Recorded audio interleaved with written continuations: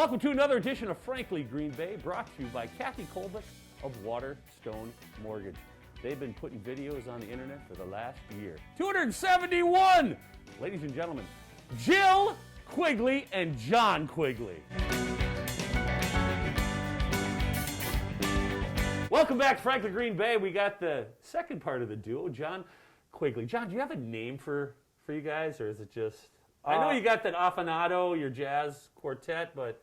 For our video series, we call it Songs of Comfort. Songs of Comfort, and right. It is. Yep, and we actually borrowed that from the cellist Yo-Yo Ma. So okay. There's actually a whole bunch of artists that are putting out things just try to, when we're locked down, to feel better and to use music to inspire us.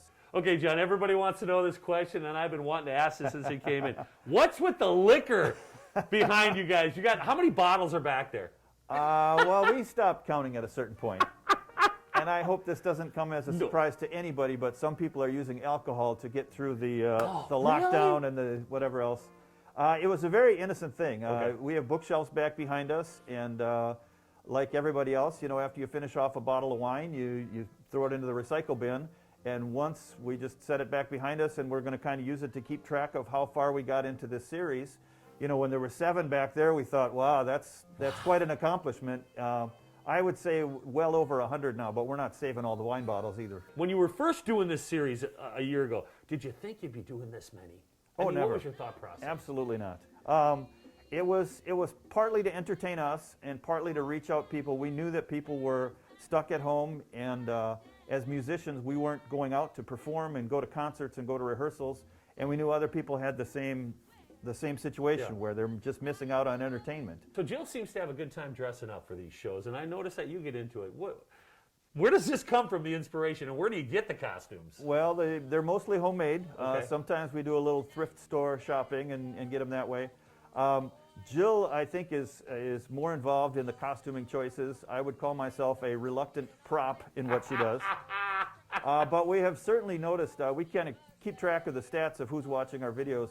And when we use wigs, and the more outrageous that the costumes get, it certainly increases the viewership. So it is hilarious. We know that people appreciate that. So what's the plan with the band? Are you guys comfortable enough to start getting out there, or what? You got some things going on, or? Yeah, we've got some things in the works. Right now, we're trying to rehearse either very distant or just try to be very careful with everything. It's really stuck on performance opportunities. Yeah. Is that we're ready to get started once there's more options for us to get out into the public and start making music as a group again. Well, I got to tell you, how can folks again see your videos? I know Jill said last week, well, where are we going? Where can we find these videos? Yep. Well, we put a new video up on Facebook every night. So we go to Facebook Live. Jill has her own personal page on Jill Quigley. Our music page is Affinado Jazz, A-F-I-N-A-D-O. I had to make sure that I spelled that right. She's got another group that's called The Jillies, which is her fan group. She's got a fan group, isn't that? Your wife has a fan group. Is that crazy? You know what? I'm the one that's least surprised by that. I've been president of the fan club even before I knew there could be a fan club. Love it, love it, love it. And last, we do have a YouTube channel. If you search for Jill Quigley, she's one of the first ones that comes up. All right, Jill and John Quigley, what a great dynamic duo, as I like to say. I got one of those wives, too. That's pretty awesome. There you go. So, hey, well, join me next week as I bring you another creative person from northeastern Wisconsin.